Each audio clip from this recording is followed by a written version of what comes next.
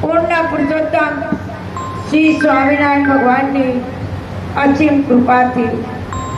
તેમજ નિજ મંદિરમાં બિરાજતા એવા બાલ સ્વરૂપ ઘનશ્યામ મહારાજ, નરનારાયણ દેવ તેમજ રાધા કૃષ્ણ દેવના સાનિધ્યમાં તેમજ નરનારાયણ દેવ દેશની ગાદીના આચાર્ય પરમ પૂજ્ય ધર્મ ધુરંધર 1008 શ્રી કૌશલેન્દ્ર પ્રસાદજી મહારાજજીની આજ્ઞાથી તેમજ પરમ પૂજ્ય મોટા મહારાજશ્રીના રૂડા આશીર્વાદથી તેમજ પરમ પૂજ્ય લાલજી મહારાજના દેખરેખ નીચે તેમજ અખંડ સૌભાગ્યવંતા લક્ષ્મી સ્વરૂપા ગાદીવાળા શ્રીની આજ્ઞા અને આશીર્વાદથી તેમજ પરમ પૂજ્ય અખંડ સૌભાગ્યવંતા મોટા ગાદીવાળા શ્રીના રાજીપાથી તેમજ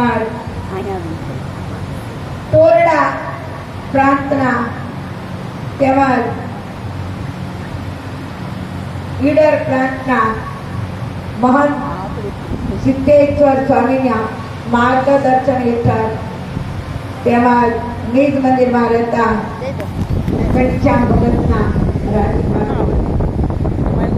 તેમજ જેમને શુભ સંકલ્પ કરેલો છે અને જે વીરવાણી ભક્ત છે, દાનના દાન થઈ અને ભક્તોની સેવા કરે છે તેમજ જેઓનું જીવન ખૂબ સાદાઈમય અને સુખમય છે, જેઓ રાજકારણમાં પણ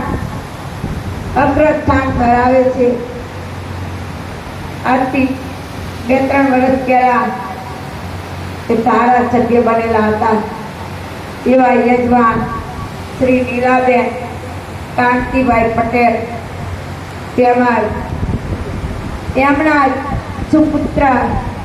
એવા મિત્તલભાઈ,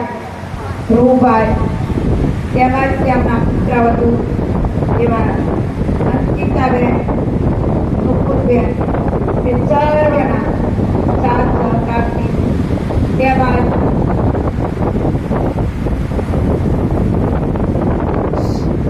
નેત્રામણી ગામના ઘનશ્યામ મંડળના બહેનોના સાથ સહકારથી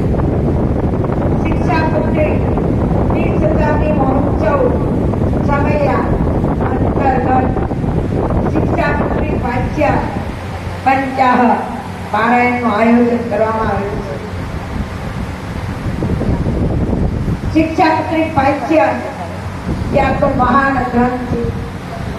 સ્વામિનારાયણ ભગવાને સ્વહસ્તે લખેલો આ ગ્રંથ છે.